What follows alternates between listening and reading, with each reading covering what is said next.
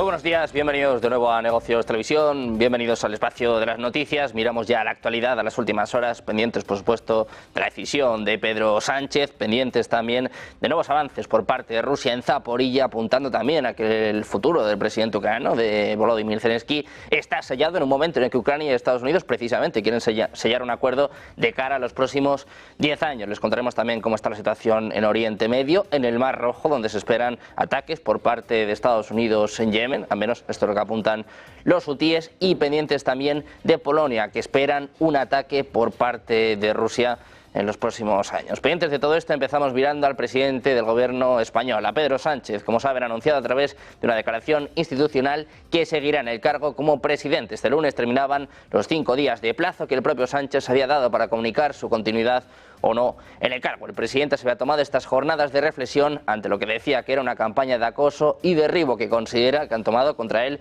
y su familia, con las diligencias abiertas a su mujer Begoña Gómez como a priori detonante de la situación. Así lo anunció en una carta a la ciudadanía a través de su cuenta de Twitter, en la que publicó este documento y emplazó a la población hasta este lunes. La decisión se ha hecho esperar, pero como más o menos se podía prever, Sánchez se queda. Escuchamos. He decidido seguir con más fuerza si cabe al frente de la presidencia del Gobierno de España. Esta decisión no supone un punto y seguido, es un punto y aparte, se lo garantizo.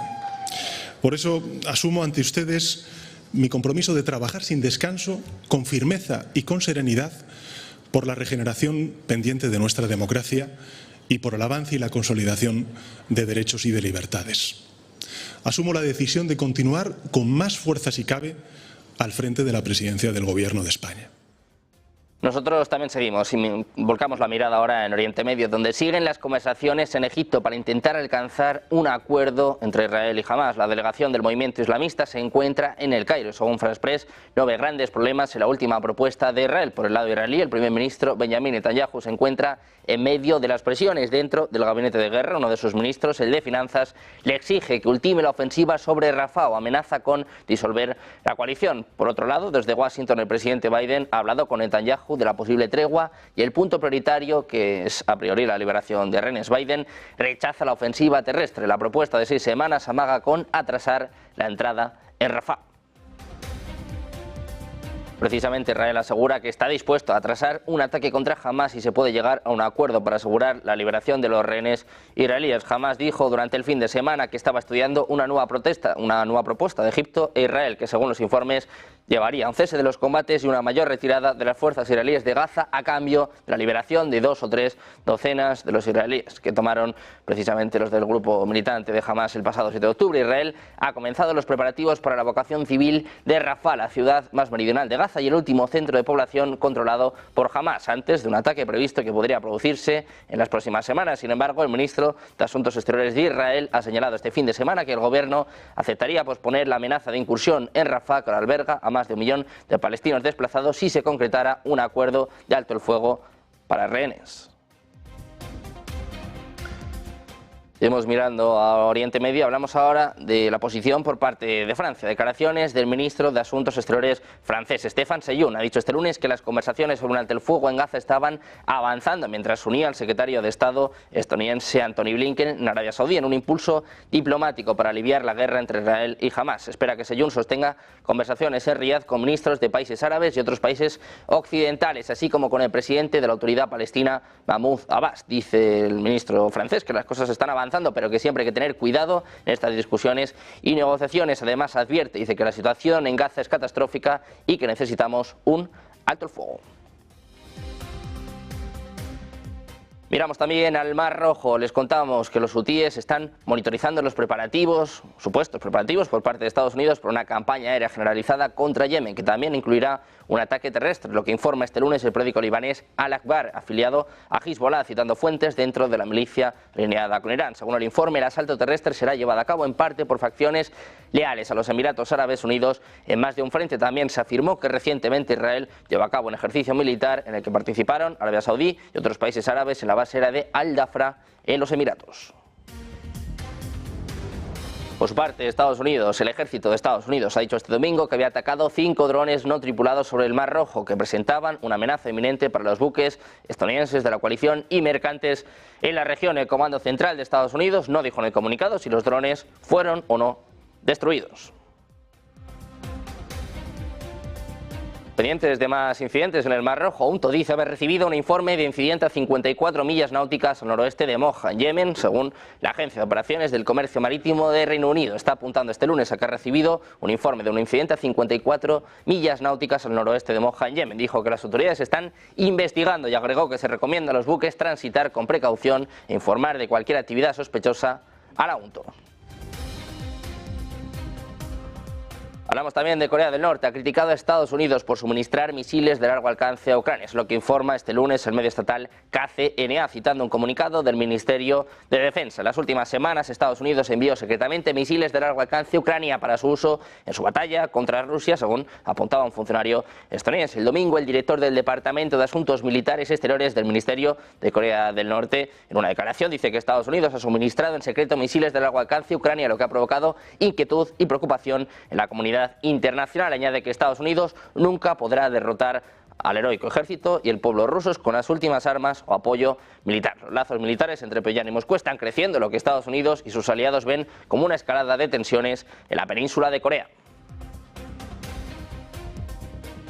Miramos también a la OTAN, les contamos que está ultimando su estrategia para el Sahel, el norte de África y Oriente Próximo. Dentro de la nueva hoja de ruta, la organización militar está sondeando abrir misiones de formación y asesoramiento en alguno de sus socios en esas regiones. Un paso inédito en un escenario de gran inestabilidad en todo el vecindario sur y con la presencia también por parte de Rusia y el empuje de China en el norte de África y el Sahel, la Alianza Atlántica, que se percibe en la mayoría de esos países como una organización que se mueve por dobles raseros, estaría ultimando operaciones tanto en el Sahel como en Oriente Próximo.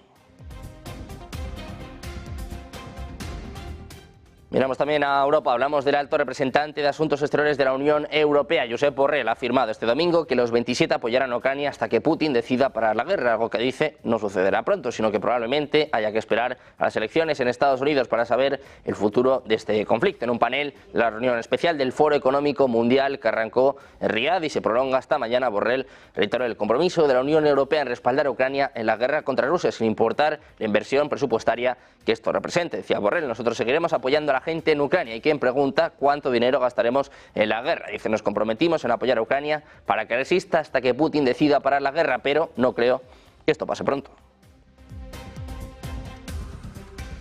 Desde las palabras de Borrell, miramos también a las palabras de Dmitry Peskov. El portavoz del Kremlin ha afirmado que el destino del presidente ucraniano Volodymyr Zelensky está sellado y que el ejército ucraniano está presa del pánico. Decía Peskov, me parece que el destino de Zelensky está definitivamente sellado y muy pronto llegará un momento en que mucha gente, incluso en Ucrania, cuestionará su legitimidad. En cualquier caso, incluso desde un punto de vista legal, esto tendrá para nosotros, dice, lo principal es continuar la operación militar especial. Protegemos y llevamos a cabo las tareas que teníamos previstas, establecidas originalmente. El portavoz del Kremlin ha afirmado que el pánico está creciendo en el lado ucraniano en el frente, afirmando tener información de primera mano. Decía Peskov, para nosotros es muy importante mantener el impulso y no nos detenemos. También afirmó que el otro lado, el que describió como el occidente colectivo +1, pondría a prueba a Rusia como un desafío y que lo principal es no mostrar esta debilidad.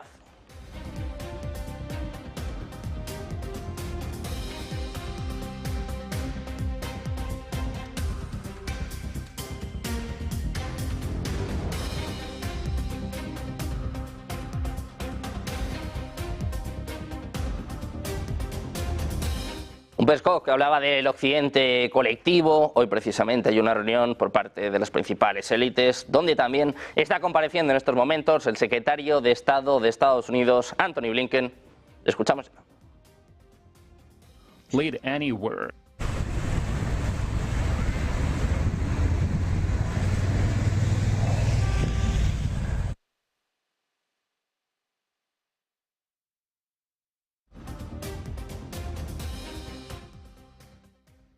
Pendientes de escuchar a Anthony Blinken, miramos también a soldados rusos. Han ocupado posiciones avanzadas cerca de la aldea de Verbov, en la región de Zaporilla, este lunes, después de neutralizar previamente a las fuerzas ucranianas en la zona. Precisamente es lo que apunta el Ministerio de Defensa del país. Las tropas rusas exploraron las posiciones mantenidas por las Fuerzas Armadas de Ucrania utilizando un dron de reconocimiento e instruyeron aviones de ataque a disparar contra el área, causando 10 bajas en la SAFU y tomando posiciones más ventajosas, según afirmaba el propio ministerio.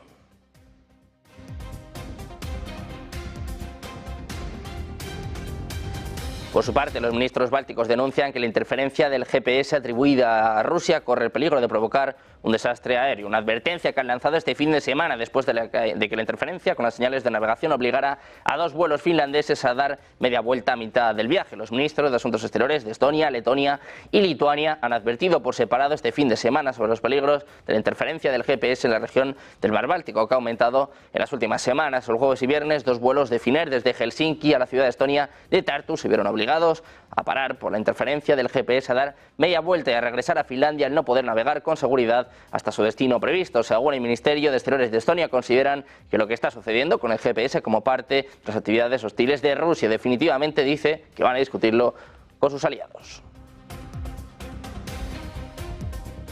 Pendientes, como les decíamos, de las palabras del secretario de Estado de los Estados Unidos, Anthony Blinken, compareciendo en el Foro Económico Mundial de Davos. Escuchamos. Israel and Iran, we avoided that. But well, what was the response when you raised this with Wang Yi to nudge Iran? Well, 2 things. First, Borge, as you said, we did come very close to an escalation, a spread of the conflict. And I think because of very focused, very determined efforts, we've been able to avoid it. And that's usually important. And this is something we've been on since day one, trying to make sure that even as we work to resolve Gaza, we don't see this conflict spread to other places in the region. Second, with regard to China, they have a clear, obvious interest in stability in the Middle East. They obviously depend on the region for energy resources. There are many vital trading partners here. 90% of the oil, 90% of the Iranian oil, I think, is bought by China. Yeah. Well, there's that too, which is another challenge. But you start with the premise that they have an interest in stability here. They also have relationships. They have influence. And so the question that I raised with our Chinese counterparts is, given that, we would urge you to use the influence because it's in your interest. And also, it's something that other countries would look to China to do. So I think we've seen some examples of that, and that's a positive thing. But again, it goes to their own self-interest. Yeah, because I think China played a role in the rapprochement between the kingdom and Iran, even if I think you were part of it too, but China played a role there. They did, and it's something that we supported, because again, if we can find through diplomacy ways to ease tensions and to avoid any conflict, that's a good thing. And to the extent China can play a constructive role in advancing that, that's good too. I think you had other topics that you raised with Wang Yi too. One of them was your concern over China's support for Russia. Pendientes de las palabras por parte de Anthony Blinken, le están preguntando sobre la posición de China en las relaciones entre Estados Unidos y China. Hablaba antes también de Oriente Medio, de los sucesos que tuvieron lugar hace prácticamente un mes, esta escalada entre Israel e Irán. Dice Blinken que por poco, por suerte, han evitado una escalada total, una escalada del conflicto en Oriente Medio, sobre todo tras los ataques entre Israel e Irán. Añade, además, deja su perlita Blinken, dice que espera que no suceda lo mismo en Taiwán. Seguimos oyéndole. I think it's fair to say that China has not directly supplied Russia with weapons, with missiles, with munitions. Iran is doing it. North Korea is doing it. However, what China is doing is providing invaluable support to Russia's defense industrial base that's helping Russia deal with the massive pressure that's been exerted through sanctions, through export controls and other measures. If you look at what Russia's done over the last year in terms of its production of munitions, missiles, tanks, and armored vehicles, it's produced them at a faster pace than at any time in its modern history, including during the Cold War as the Soviet Union. How has it been able to do that? Because it's getting massive inputs of machine tools, microelectronics, optics, mostly coming from China. 70% of the machine tools, 90% of the microelectronics are coming from China. Now, these are dual-use items, but we know very clearly where so many of them are going. And this poses two problems. It is enabling Russia to continue the aggression against Ukraine, so it's perpetuating a war that China says it would like to see come to an end, as all of us would. But second, it's also enabling Russia to rebuild a defense industrial base that countries throughout Europe are deeply concerned will be turned against them after Ukraine is done. Seguimos escuchando a Blinken hablando ahora de la relación entre China y Rusia. Ha sorprendido, dice que no está proporcionando una ayuda directa a Rusia, pero sí que dice, bueno, pues que cómo está apoyando, según Blinken, la industria de defensa de Rusia, pues bueno, dice que tiene un valor incalculable y que no está haciendo lo mismo, por ejemplo, que Irán o que Corea del Norte, que dice Blinken que sí que están suministrando directamente armas, drones, misiles a Rusia, pero dice que el apoyo en este conflicto, el apoyo en el conflicto de Ucrania por parte de China es incalculable. Pendientes de estas declaraciones, nosotros hacemos una pequeña pausa, un par de minutos y volvemos con más noticias, con más últimas horas en Negocios Televisión.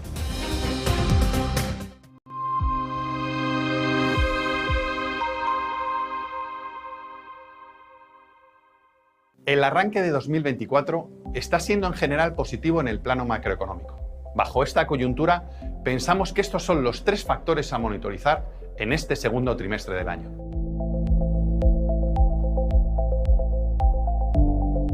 En primer lugar, los principales indicadores macroeconómicos han aguantado mejor de lo previsto y ahora apuntan a que el desenlace más probable para este año ya no es una recesión cíclica, sino un aterrizaje suave, aunque los riesgos de recesión podrían resurgir en 2025.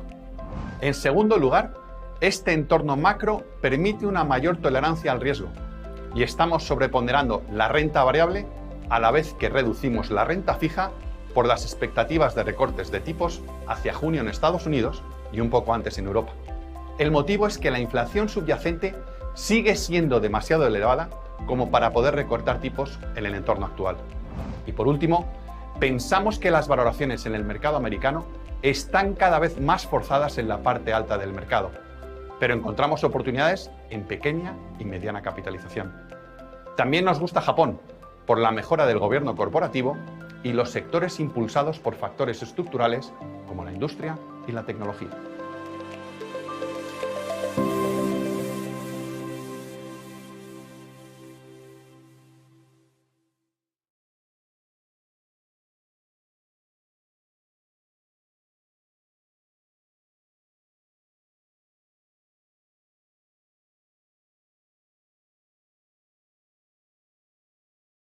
¿Cuántas veces has dicho, aquí hay más de lo que nos están diciendo? ¿Cuántas veces has visto que lo que te están poniendo como fotografía principal para mirar la actualidad está con tonitos oscuros en algún lado que no terminas de descifrar? ¿Cuántas veces miras alrededor y dices, aquí hay más información de la que de verdad nos están dando? Ese es el objetivo de lo que la economía esconde. Un libro para intentar ver todos los detalles, todos los matices, todos los colores, todo lo que está oculto detrás de la fotografía, todo lo que nos dicen pero no nos están diciendo, y todo aquello que necesitas para tener una fotografía global de lo que de verdad quienes mandan están queriendo hacer, pero tú no tienes toda la información para ello.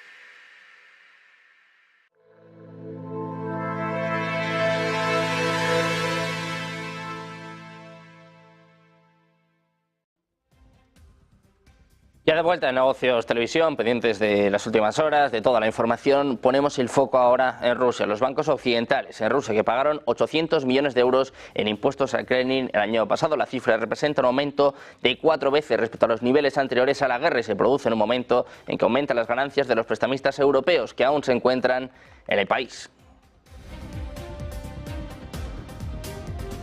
Miramos también a Ucrania. El presidente ucraniano Volodymyr Zelensky ha dicho este domingo que Kiev y Washington están trabajando en un acuerdo de seguridad bilateral del que gran parte de los esfuerzos están focalizados en asegurar un apoyo a largo plazo. Decía, estamos trabajando en un acuerdo de seguridad bilateral y ya estamos trabajando en un texto específico. Nuestro objetivo es que este acuerdo sea el más fuerte de todos. Estamos debatiendo las bases específicas de seguridad y cooperación, según declaraba el mandatario ucraniano durante su mensaje vespertino diario. Así ha indicado que están elaborando los niveles específicos de apoyo para este año y los próximos 10, incluyendo ayuda militar, financiera, política y de producción conjunta de armamento. Decía Zelensky que el acuerdo debe ser verdaderamente ejemplar y reflejar la fuerza del liderazgo estadounidense.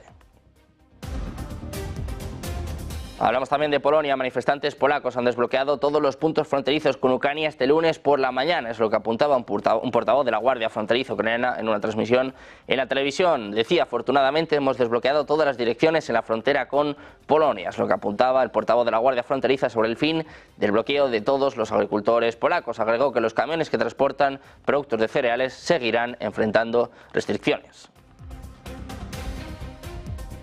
Precisamente el ministro de Agricultura de Ucrania ha celebrado el fin del bloqueo fronterizo polaco. Ha celebrado precisamente este hecho después de meses de tensiones por parte de los manifestantes polacos, que según dijo se ha producido tras unas conversaciones productivas con Polonia. Dice que las negociaciones que tuvieron lugar no fueron fáciles, pero lo principal es que consiguieron sus resultados, lo que apuntaba Mykola Solski en un comunicado del ministerio. Miramos también a Polonia. El ministro de Asuntos Exteriores polaco, Radosław Sikorski, ha dicho que no se sorprendería si la Federación Rusa ataca a Polonia, aunque cree que en este escenario Rusia perdería. Decía, Rusia atacó a Polonia muchas veces a lo largo de 500 años de nuestra historia, por eso no nos sorprendemos, pero en este escenario Rusia perderá, porque nosotros, Occidente, dice, somos mucho más fuertes que Rusia. Ucrania no lucha sola, a diferencia de lo que ha ocurrido a menudo en el pasado, no lucharemos solos. Cuando le preguntaron si Rusia podría atacar a un país de la OTAN, Sikorski dijo que los políticos alemanes parecen aceptar que Rusia solo estaría lista en 4 o 5 años y para entonces, dice, Alemania también estaría lista, pero la cuestión es que antes de que Rusia llegue a Alemania tiene que pasar por varios otros países. Hablamos también de Escocia. Después del se queda de Sánchez, el primer ministro de Escocia, Hamza Yousaf, es posible que dimita este lunes, al menos es lo que informa la BBC. Cualquiera se fía ya, después de que la posibilidad de que ganara un voto de confianza esta semana pareciera disminuir durante el fin de semana. La BBC apunta que el primer ministro de Escocia dimitirá hoy, según fuentes de BBC News. La semana pasada, Yousaf puso fin abruptamente a un acuerdo de poder compartido entre su Partido Nacional Escocés y el Partido Verde, con la esperanza de poder liderar un gobierno minoritario, pero los partidos de la oposición han presentado una moción de censura. La suerte del SNP, partidario de la independencia, ha tambaleado en medio de un escándalo de financiación y la renuncia de un líder del partido el año pasado, mientras ha habido luchas internas sobre qué tan progresista debería ser su discurso en su intento de atraer a los votantes. Mientras tanto, Times Radio ha informado, citando al SNP, que Yousaf va a dar una conferencia de prensa en los próximos minutos. De momento, la oficina del primer ministro escocés no ha hecho comentarios. Miramos también a la inflación en España. El índice de precios al consumo ha subido un 3,3% interanual en abril, según revelaba este lunes el Instituto Nacional de Estadística en un informe preliminar. De confirmarse la cifra, representaría un aumento de 0,1 respecto a la tasa reportada en marzo. El informe mostró que el mayor nivel de la tasa de inflación se debió en gran medida al aumento de los precios del gas en comparación con la caída observada en abril de 2023. La tasa de inflación subyacente anual se situó en el 2,9%, una disminución de 4 décimas con respecto al mismo mes del año anterior. Mensualmente, los precios al consumo aumentaron un 0,7%. El calendario de la semana tiene una cita clave este miércoles con la decisión de fijación de tasas de la Reserva Federal de Estados Unidos, aunque es poco probable que el comité cambie de rumbo esta vez, ya que la inflación no está disminuyendo tan rápido como esperaba la Reserva Federal. Los inversores esperan ahora un recorte de tasas más adelante este año, tal vez incluso después de las elecciones presidenciales de Estados Unidos de noviembre. La atención se centrará una vez más en las palabras del presidente de la Reserva Federal, Jerome Powell, tras la reunión con el economista Mark Oswald Según dice este economista, apunta que será interesante observar si Powell se centra más en el crecimiento general o en la fortaleza general de la demanda interna, particularmente porque el lastre de las exportaciones netas se debió principalmente a la fortaleza de las importaciones en lugar de la debilidad. Una semana marcada por la decisión de la Reserva Federal, las palabras de Pedro Sánchez, las reacciones también por parte de los principales partidos políticos. Vamos a hacer una pausa, unos minutos, y volvemos con todas las claves de la primera sesión de la semana, con todas las comparecencias de los partidos españoles. Nosotros Televisión, una pausa y enseguida comienza Ponte en Acción de la mano de Eva Villalba.